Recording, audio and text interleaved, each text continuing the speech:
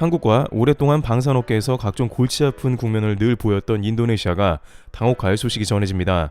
방산업계에서는 인도네시아를 견제하는 좋은 국가들이 등장하면서 주목을 받고 있다는데요. 우선 한국에 있어서 인도네시아가 다방면에서 주목을 받는 이유는 정책과도 관련이 있었는데, 한국이 신남방 정책을 펼치면서 동남아 시장 중에 가장 큰 곳 중 하나인 인도네시아가 주목을 받았고, 영내 포괄적 동반자 협정인 RCEP까지 등장해 더욱 인도 시장이 떠오르게 된 것입니다. 그 가운데 특히 방산업체 분야에서는 인도네시아는 KFX 빅 프로젝트를 시작하면서 주목을 받게 되었는데, 문제는 누구나 알다시피 최근에 이 프로젝트는 인도네시아의 분담금 미납으로 신뢰에 문제가 생겼고, 최근 들어 간신히 봉합되는 듯하나 기존의 다양한 행태 때문에 의심을 살 수밖에 없었는데요. 바로 프라보워 인도네시아 국방장관은 계약 맺은 한국은 배제하고 다른 나라를 찾기에 바빴습니다. 당장 KFX 사업에 분담금은 납부하지도 않은 채로 유럽의 유로파이터 등을 줄기차게 언급했으며, 최근엔 급기야 프랑스의 라팔 전투기 42대를 계약하고 6대를 선주문하는 모습을 보였던 것입니다. 또한 미국의 F-16 전투기 36대를 입고하기로 하며 공군력을 강화하는 모습을 보이고 있습니다. 물론 자주 국방을 실현하는 것에 있어서 비판을 가할 수는 없겠지만, 문제는 그 과정 가운데 미국이나 서방 사회는 대금 지급을 바로바로 하고 국방 예산 100조 루피화를 곧바로 집행했습니다만, 한국에는 50% 분담금도 납부를 하지 않은 데다가 그마저 나머지는 현물로 내겠다는 의향을 보이며 한국 여론이 급격하게 악화하는 모습을 보이면서 앞으로 또 문제가 생길 거라는 의견이 나왔던 것입니다. 실제 프라보워 국방장관은 2021년 초에 한참 한국과 잠수함 계약금 납부를 하지 않고 있다가 일본과는 호위 함정 수출 협정 합의를 시도하며 양자 간의 2+2 회의를 진행한 바 있습니다. 문제는 이 가운데 보인 인도네시아의 태도인데, 일본에게 무조건 수출을 해달라 간청한 것입니다.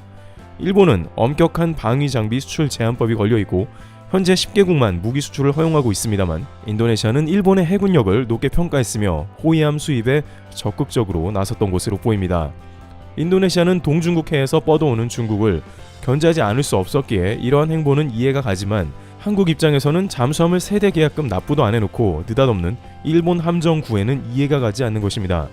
비단 방산 분야뿐만이 아니고 인도네시아는 여러가지 측면에서 한국을 소위 물먹게 했다는 의견입니다. 우선 최근에는 한국의 팜유 수출 규제를 실시했는데, 이는 물론 한국만을 대상으로 한 것은 아니지만 애초에 팜유 공장을 건설해 달라면서 한국의 포스코를 중심으로 한 다양한 업체에 러브콜을 했던 것입니다. 포스코 등은 현지 팜유 공장을 만들어 가동시키는 등 인도네시아에 기여한 바가 매우 큰 상황인데, 갑자기 수출 규제에 들어가면서 현지 물량 역시 한국에는 수출이 안 되게 조치한 걸로 보입니다. 또한 최근 LG 에너지 솔루션 등과 함께 배터리 시장을 위한 니켈 광산 개발에 착수한 모습이기도 합니다만, 인도네시아는 이를 중국과도 동시 계약을 진행하며 이중적인 계약을 진행한 모습이 나왔습니다.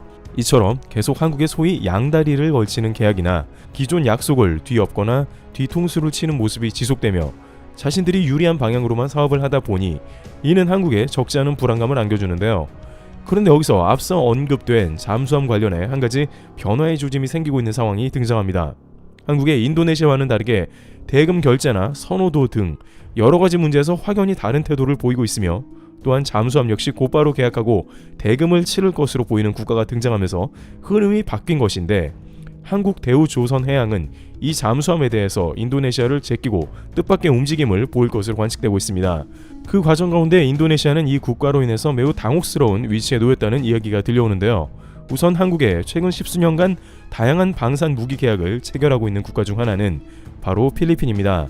필리핀에 대해 한국은 2010년대부터 방산 수출을 3천만 달러대를 기록하면서 수출이 급증하는데요. 필리핀은 군 현대화 사업을 지속적으로 추진하면서 이에 한국산을 대거 도입한 것으로 보여집니다. 그런데 필리핀이 이러한 한국의 방산품을 구매하면서 독특한 점을 보이고 있다는 점이 두 가지 나오는데요. 첫 번째는 필리핀은 이 물건을 정말 자신이 필요한 곳에 즉각 활용하는 모습을 보였다는 국면입니다. 궁하면 통한다라는 말이 있는데, 필리핀의 두테르테 대통령은 당장 가장 필리핀 안보에 효율적 무기를 갖추고 약 7천여 개의 섬으로 구성되어 있는 필리핀의 호시탐탐 영토와 수자원 등을 노리는 중국을 상대한 것입니다. 두테르테 대통령은 필리핀에는 비싼 미국산 무기보다 곧바로 적을 대응할 수 있는 적절한 무기가 필요하다 했으며, 그 과정 가운데 한국산 무기를 대거 채용했습니다. 중국을 몰아내는데 물량도 필요했기 때문이죠. 실제 작년 7월경 필리핀은 중국 선박 220여 대를 몰아내기 위해 한국 경공격기 FA-50PH를 출격시켰습니다. 중국은 필리핀의 스프래들리 군도를 차지하고 자신의 영토로 기정사실화한 모습이 나왔습니다. 두테르테 대통령은 친중 정책으로 오락가락하는 모습을 보이면서 여론의 문매를 맞은 바 있습니다만 다행히 대통령을 제외하고 국방부 장관 등 모든 참모들과 여론은 반중 여론이 매우 거셌던 것이 작용했습니다. 한국항공우주산업 카이는 지난 2017년 4월에 FA-50PH 12대를 모두 필리핀에 인도한 바 있으며 이후 필리핀 국방부는 이슬람 반군 소탕 작전인 마라위 전투 등의 FA-50PH를 투입했는데 이 전투기의 정밀 폭격 가운데 매우 큰 성과를 얻고 필리핀 군에서는 한국에 대한 지지를 본격화했습니다. 당시 두테르테 대통령은 사우스 코리아 메이드 전투기가 폭탄을 퍼부어 테러리스트를 모두 소탕했다라면서 매우 만족했으며 해당 기종에 대한 추가 도입을 검토하는 등 한국과 방산 밀착 외교가 강화된 것입니다. 바로 이렇게 한국 제품을 실전에 투입하면서 적절하게 사용하는 것이 가장 바람직한 모습인 것인데요. 두 번째로 필리핀이 한국과 이런 합이 잘 맞는 것은 대금 결제가 매우 투명하다는 것입니다. 한국에서 필리핀을 생각할 때는 필리핀 관광지나 총기 소지 문제로 위험하다는 인식이 배어 있지만 필리핀 행정 내각은 다행히도 이런 문제에 있어 선진적인 모습을 보이고 있었던 것입니다. 2019년 한화 디펜스는 필리핀에 장갑차 8대를 발주한 것 중에 4대를 납품했다고 밝혔는데 이 과정 가운데 600억 원 규모로 체결한 금액을 필리핀은 모두 바로 대금을 결제한 것으로 전해집니다. 또한 필리핀은 미국과 한국의 장갑차를 놓고 공정하게 심사한 가운데 한국의 손을 들어준 모습이었습니다. 당시 장갑차 원조격에 해당하는 미국을 밀어내고 한국이 이를 차지한 것은 큰 논란이 될 정도였는데 필리핀은 묻지마식의 미국산 구매가 아닌 종합적 심사를 통해 한국산을 결정한 것입니다.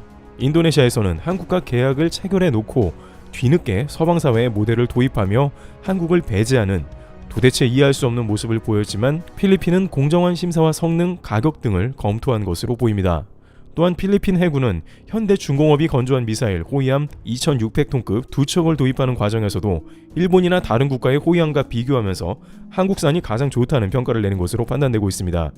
인도네시아가 일본 호위함을 무조건적으로 선호하며 한국산은 아예 배제한 모습을 보이는 행보와는 달리 필리핀은 조선 기술은 한국이라며 한국 손을 들었고 최근 추가 주문을 또 진행한 것으로 확인됐습니다.